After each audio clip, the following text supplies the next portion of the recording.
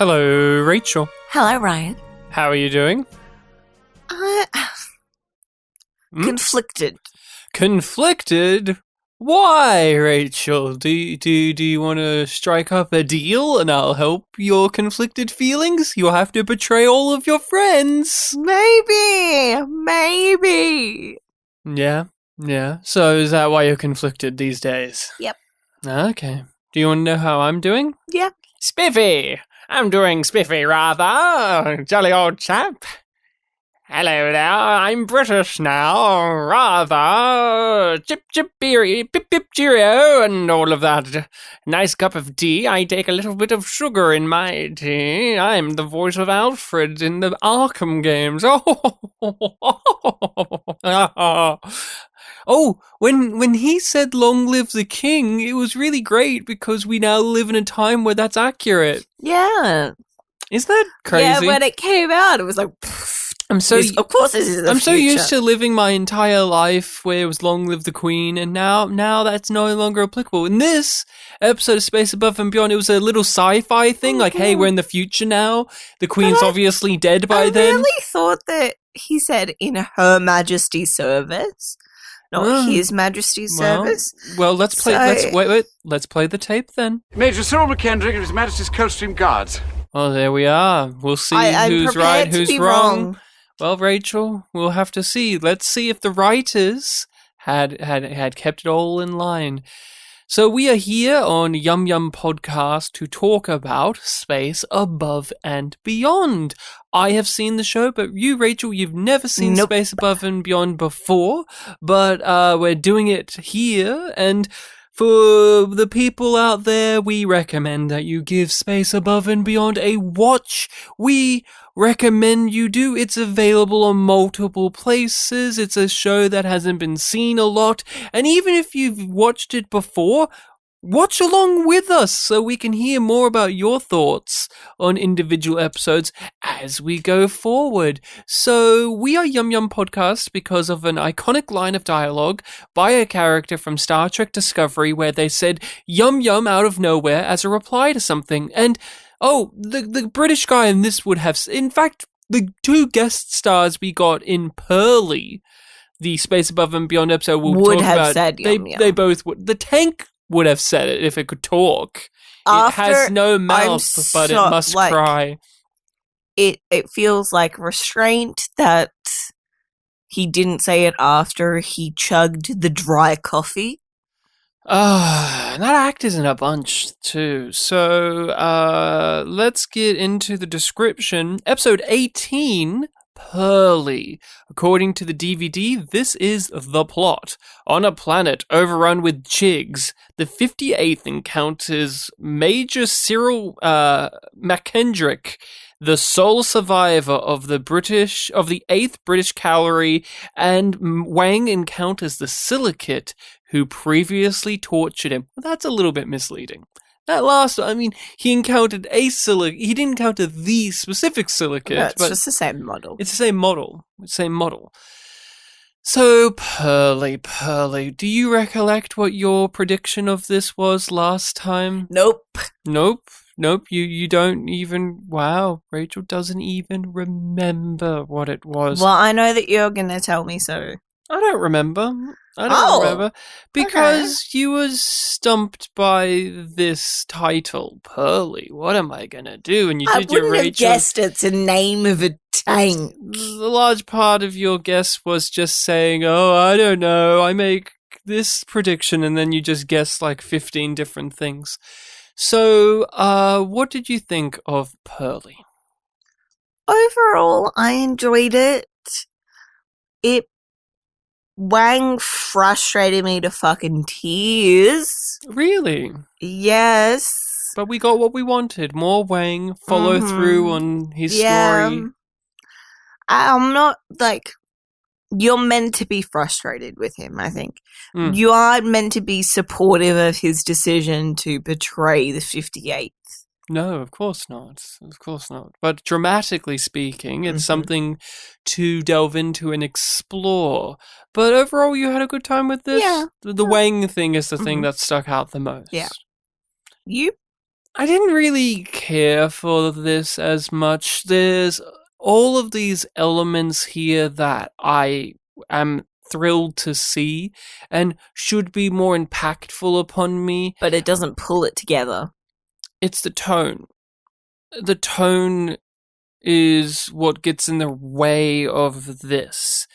There's too many bizarre shifts in it where we have these really high energy, over the top, cartoonish side characters, and yet we're also dealing with the dramatic aftermath of Wang's torture, and yet it's also this rah good spirit, isn't it great to be a Marine, and then we play all of the elaborate music, and there's also the horrors of war, man, it's pretty bad. This is just, to me, one where the tonal balance was completely off. I just found it got in the way so many times.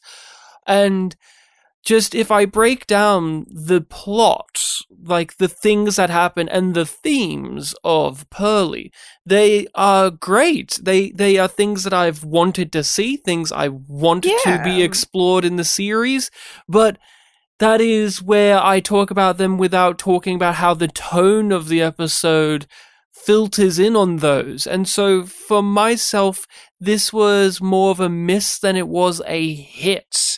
And mainly because of that one specific issue. There was just this presence of, this week they really wanted to be a lot more wacky, because we've had a few darker, more serious toned episodes. So let's get a little bit more light. But also they want to explore Wang and his tortured nature. Trying to do too many different things. But it's not that they couldn't manage that many strands. It's that they all demand very different tones. And there's not a strong thematic link. They're just all happening at the same time. There's a real dissonance where we go from a tank crying.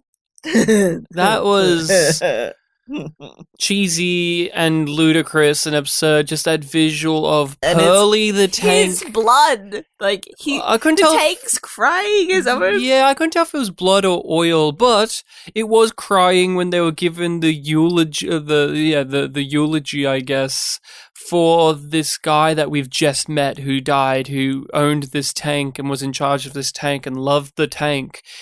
And it's crying, like the visual there is that it's crying at these beautiful words he wrote. And then we shift into the wacky British man who's so over the top, and he's pip pip jirra. And he is actually a great example. That character, was it Mandrake? I want to call him Mandrake. I know that's not it. McKendrick. He is the embodiment of the issue. Look at his character throughout the episode and how much they just shift all these different gears with him. He needed to not just be played by the actor, but written as a far more consistent person.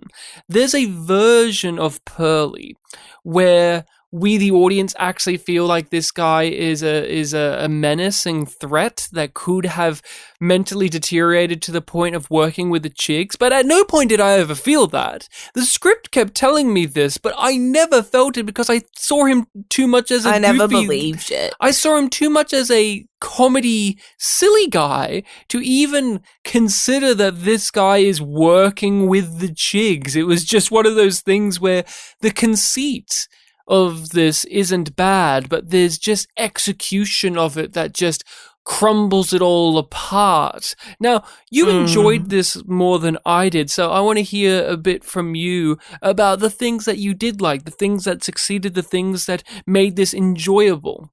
Well, like you, I don't think that this episode really works, but I was more forgiving of it than you, I think. And I was just enjoying being with our characters.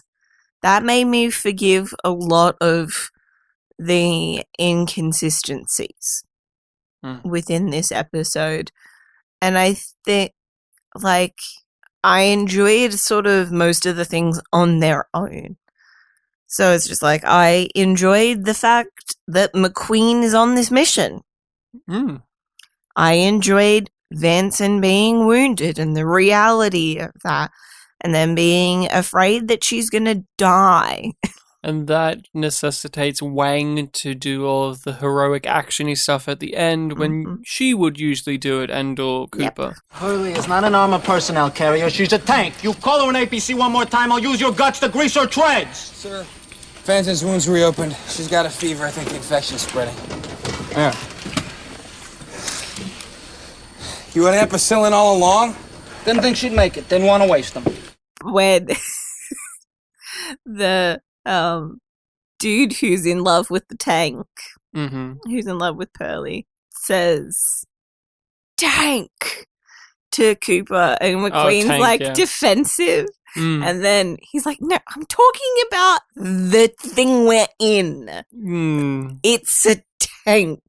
Yeah, don't call it this thing. That's a slur against it. How could you call it what it is? A tank. Yes. That was one of those beautiful moments where I went, oh, yeah, they're in a tank and they're tanks. Yep. And, yeah, that's cute. I just found that very amusing because it's just like McQueen is so ready for this dude to be racist. And he's not. He's not in that moment. He's just a prick in another way. Yeah. He just really loves his tank. Pearly. He's defending Pearly's honor. Do you think Pearly was alive? In any way, because the episode plays with that, and even bringing the silicates in has that edge to it, because the big thrust of the silicate arc here is that they're developing human emotions, but they don't understand them. And so throughout this episode, there are moments like it crying or it responding to Danfu when being talked to, where there are little things of, is it actually alive in any way, shape, or form, or is it just happenstance and luck and superstition? And any thoughts on that? I think it's just personified. I don't think it's actually alive. No? Oh, you know what? I've been the same, but on this watch, when we had the silicates involved and I was looking at them more closely, I shrugged and went, you know what? Maybe Pearly is alive. Why not? We have silicates and now they're falling in love? Sure, why not? Why not have Pearly be a living tank? If they ever did bring Pearly back in, say, like season 2, and they had that British guy in it, I would love it if it now was speaking. Like, he had fiddled with it, and now it just talks like another British person. Oh, and he gives it the voice of one of his friends that died. One of the things that I enjoyed was that guy who loved the tank. I thought his performance was appropriately hammy for the material given. I enjoyed his back and forth with a lot of the 58th. I liked a lot of his weird little gags, like the coffee thing where he needs his morning coffee and he just throws just powdered coffee into his mouth and just starts chewing on that and exclaims how lovely it is. I really liked that performance. I thought he was fun, energetic. He understood the tone that needed to be played with him as a character. But when we did pair it up with, and now we've got the other over-the-top side character, it was too much. That's the thing. That's the danger that you have when you have guest star performances of a... And it's like, oh, you swapped one crazy looking dude for another one. Oh, and that's the thing too. They just throw that character away, in a manner where he was only there to give exposition about the tank, and then he dies. Yeah, which is really sad because I would have really liked to have seen him be involved in the story more, in the plot more. He could still die, but make it later. Make it. I don't know. There's just they're trying to do too much in different directions, and they're cutting corners while doing that. So. You get that, but I really like that guest star performance. I wished he was in it more. And, he had some great zingers. And at first I wasn't too sure what to make of him, but over time he won me over. And him and McQueen really played off well against each other because they're such polar opposites. McQueen is all stoic and doesn't need to speak much, and his word is law, and this guy is opposing all of that. with this discussion, I'm wondering, like, this episode feels to me like one where there were production changes, either because the studio or maybe this was originally a double-parter and they condensed it down.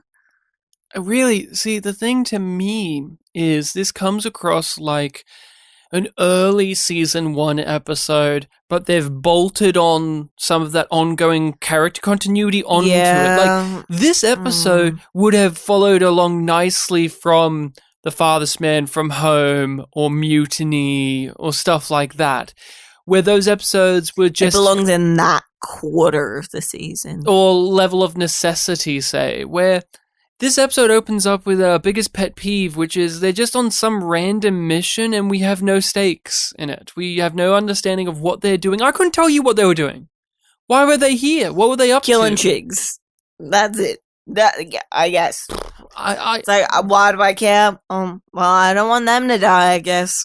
There's no creative flair to it, like when we had Who Monitors the Birds, where, Cooper's on a mission on his own and he's stuck and we don't understand the full context, and then we layered that throughout the episode where we did get the context and we cared. Here, it is just the classic Space Above and Beyond pitfall of, they're just on some random mission so that we could have a story happen. We want them to go into credit monologue by McQueen says that they will fight in all of these situations. And here we go. They're fighting in land. Yes. They're fighting on land. Another positive I will give to this is I also rather did enjoy the terrain hopping where we traveled places instead of just being on Saratoga or just one little location on a planet. We did traverse, and I really enjoyed that, seeing all of the different varieties of areas, and also just, if we're going to throw 58th somewhere different, throw them somewhere different, not just in tunnels all the time, because we've had far too many tunnel and cave sets in this show when they go to an alien world, where back in the pilot or some of the earlier episodes, they would throw them in the desert or in the jungle or in the quarry, and here they had a good variety of those, and so I was happy with that. What were some scenes or moments that really stood out for you that that was impactful or enjoyable or made this an overall good experience? I enjoyed the sort of backstory for going to the toilet for a shit of I'm going to Congress and giving him the copy of Stars and Stripes, and I'm like, is that for toilet paper or to read while he takes a shit? McQueen telling him don't take too long. And West following Wang to the toilet because he's being suspicious. Yeah, he's suspicious of Wang. I liked that little bit because it's just like there's layers to it that we don't get told. Like, I'm going to the toilet. Take a dump. I'm going to Congress. You use context clues and it makes it feel like this is a world that exists. That these are people who know each other. Yeah, and they're slagging off Congress on the daily to do it. That's but cute. They still have like the familiar military thing of it being the head. And it's like the whole planet is the head. I really like the scenes of our British guy, McKendrick, where he was far more buttoned up and straight-laced rather than an absurdist cartoon of a British man. When he was laying out his daily life living this planet... I need to get this in now because I've been thinking it and I keep on not saying it. He reminds me so much of Stephen Fry's character in Blackadder. General Melchett. So much. And it was distracting me while watching it because I couldn't believe that he was evil because he was too ridiculous. The performance, it had moments of brilliance and moments where I question if this was a real British person, because it was so much that it felt like an American doing a character that's British. But no, they are British. What I was saying was, I really enjoyed the scenes where he was far more straight-laced and gave us information. I liked hearing about his daily routine and life and how he survived here, listening to the chigs and how he takes care of himself. This is how I do the water. I brush my teeth this way. It was all very gotta always take matter of pride fact in and your practical. appearance, because if you don't take that, you might as well die. I really liked that stuff, and Yeah. how there was moments of tension with him where they didn't know what to make of him, not when he was being all but when he was just so determined on living alone on this planet, and that there was almost a serenity to it for him, and that was really unsettling to the 58th. That stuff was very good. That stuff was hard-hitting and was the meat of the episode that I wish was more present throughout. And the scene that encapsulates all of this is the motives as to why he's here, his tragic backstory. The conversation between him and Cooper was really well done, and I appreciate that it was Cooper that engaged with him in that conversation. It made sense for him. That character is great at listening, and he understands loneliness as well, but they have different contexts for their loneliness. And that performance from the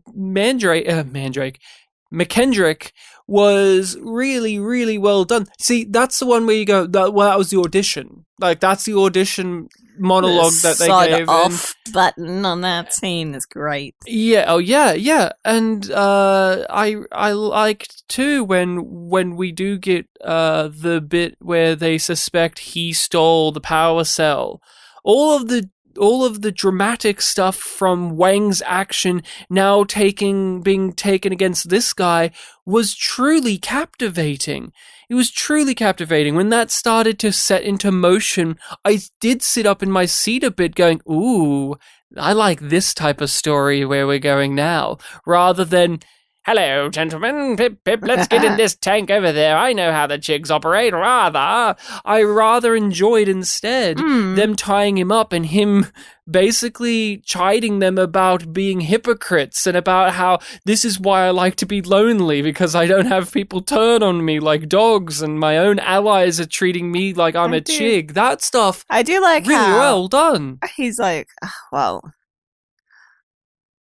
it's very unlikely, and you don't often do these things, like tying yourself up and keeping yourself prisoner. I've spent a lot of time alone before. I don't know what you think is so great about it. To begin with, when alone, one rarely ties oneself up and holds oneself prisoner. For me, being so alone was like being a prisoner, you know? He's learned a good amount of their language. He can understand them. He's developed it slowly, mostly using context of, like, they made these sounds and then did this attack, so it must be that these words mean this sort of thing. And that he's attuned his radio to listen in on them.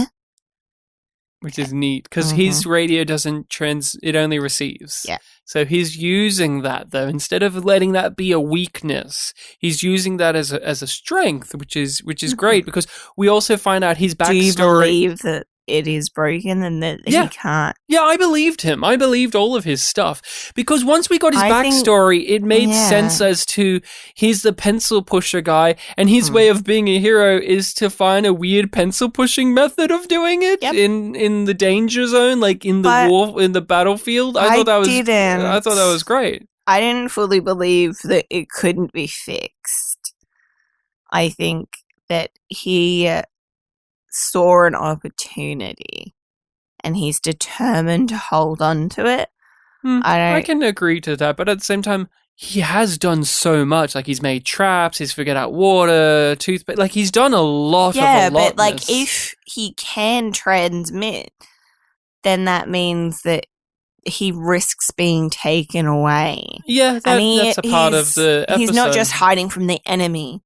He's hiding from his own military. Yeah. Because he wants to do his own project that he's decided to do. He's not willing to get picked back up and be put back into a position where he is just doing order forms again.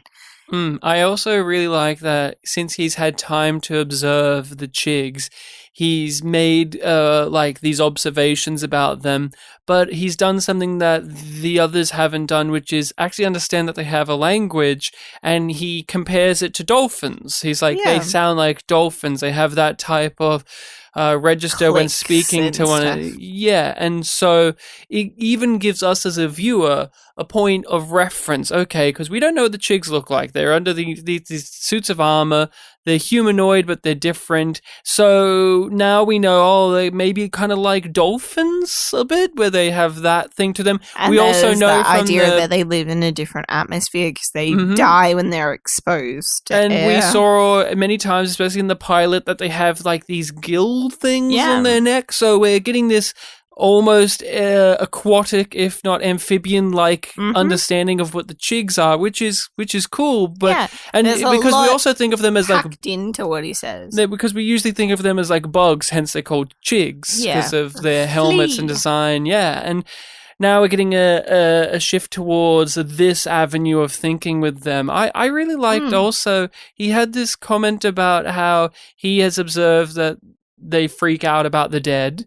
And he has a point of view on that where he believes that they view of the afterlife until they met us, he and thinks now that half of us are zombies. They're afraid of us because they think that we've got an army of zombies, and that's a part of the reason why they act so aggressively towards us, which is interesting. I would like to know how he figured that out.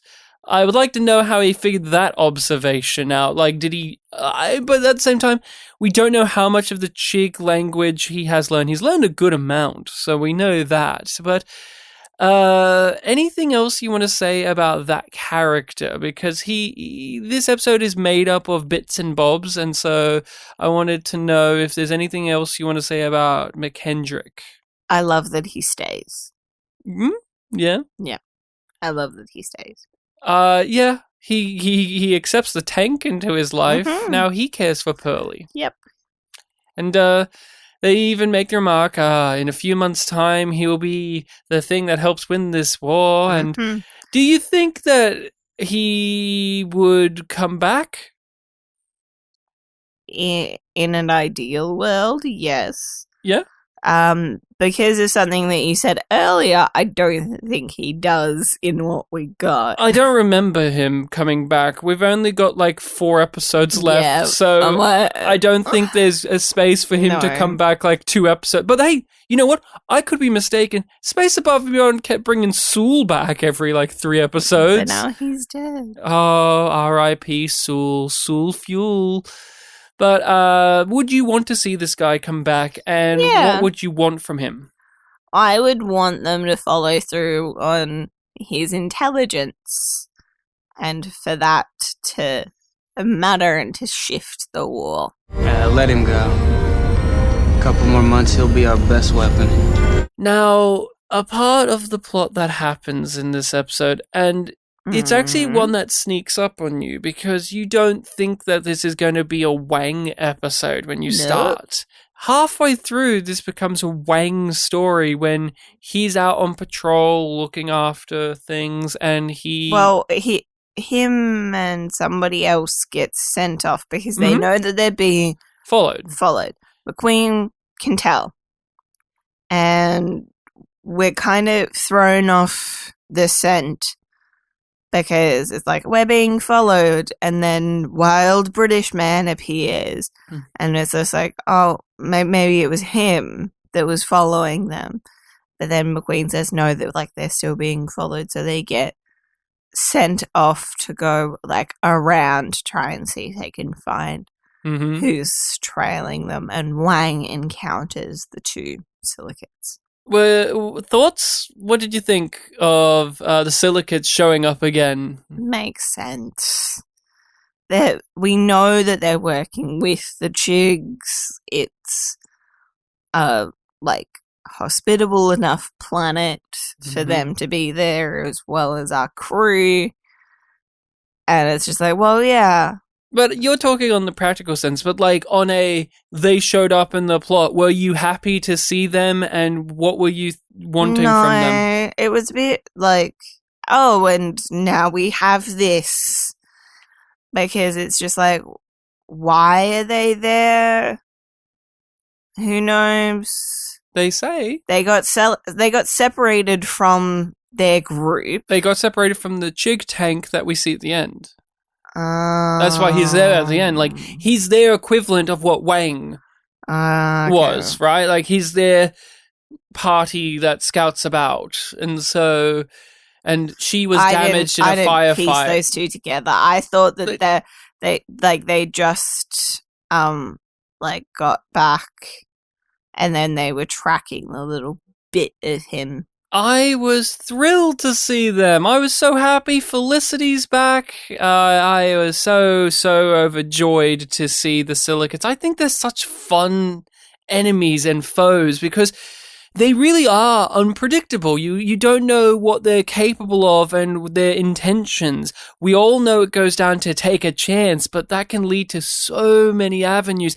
And that actor, the one who plays El Royale, is so good at differentiating the different Elroys he plays while still maintaining a thread of creepiness throughout all of them. It's still the baseline personality. But he really does a great job of making each one of them different. The last one we saw was the creepiest, and yet it was the one that was also trying to be Mr. You can't hurt me. War crimes are bad. Don't do that. But he was also the most despicable. The torturer one was weirdly funny at points and also scary. And this one was just kind of the most human, right? Because that's its thing of it's growing human emotions. It's developing love and feelings, and it doesn't know how to handle that. Now, just to talk on that aspect of silicates, of the story being Wang bumps into these two silicates, one of which is damaged and the other one wants power to help restore her because they're in love now. Yeah. What did you think about that expansion upon these artificial life forms? What did you think about that? It's meh. I feel like my feelings are best encompassed, unfortunately, by physical action, which is a shoulder shrug, is the way that I feel about that. Okay. I don't need it in this episode. Well, is that the thing? Are you opposed to it because it's in this episode, or the concept in general doesn't thrill you at all? It's this episode, because it's just we need a reason why he wants to save this other silicate. Because if it was himself that he's trying to get the power for, then there's no reason for Wang to help him, really. Because it's just if you die, you die. Whatever. Mm-hmm. And you'll die without my help. So what's in it for me? The fact that he's doing it for another silicate. And there's a threat to it as well. He figures out Paul's past with the other Elroy because Paul makes a reference to it. And so now he has blackmail over him, and he could use this to show to everyone and be an asshole to him. I liked that turn as well. I did no matter what, they're still antagonistic. Even if this guy's developed romantic feelings, doesn't mean that he's not an evil bastard. For myself, I love this. I love this because it adds more layers, more nuances, and more avenues you can go with the silicates in the future. There's so much ground being laid here with them, but I totally agree. In an episode like this, it's just not really a part of why I'm here, I guess. We have this tank plot, this mysterious British man, we have the chicks on our ass, and this. And the kitchen sink. And the kitchen sink, rather, cheerio.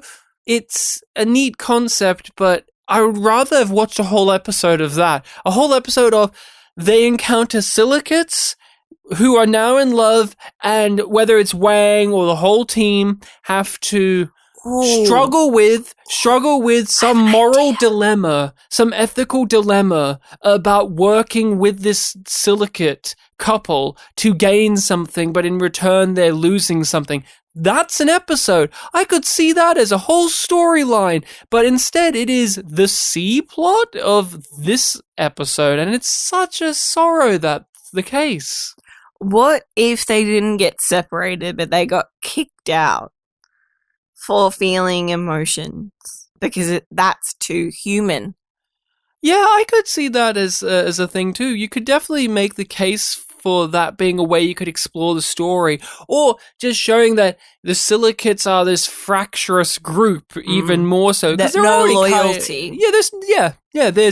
There's hard. It's hard to. They're losing that collective mindset that the silicates are known to have. Hence, he can just upload this memory into himself from this previous Elroy. Yep. And that was, again, neat concept, just this episode, meh. I promise that I will erase internally the memory bank of your confession. Your mistake, Wang Paul, will never have taken place. If you don't, then I promise that I will play the disc loud and clear for your fellow Marines, your family, and all your friends back home. Then we get Wang, where I salivated at this because I want this story. I want this story about Wang being confronted with the ghost of his past that has led him down a very traumatic road, and he struggles to deal with it now. He makes the wrong choice, but he has to learn to live with that. I'm not opposed to this at all. In fact, make it the whole episode. Yes! Make it the whole episode. Make it the whole episode. Because for me, I was also frustrated with Wang doing this. And not because it was out of character, but because I looked at my watch and said, oh, we're doing this now? Ooh. I'm in the... Cutting a bit fine here. It's not even just that it's late in the episode. It's we are in the momentum of what this story is supposed to be, and now we're adding this in there, and it just feels like leftovers this from episode's Choice or Chance. A bad soup. Like, there's chunks of it that I do like, and it's all mixed in this weird little thing, and it's just like, as a whole, not that great.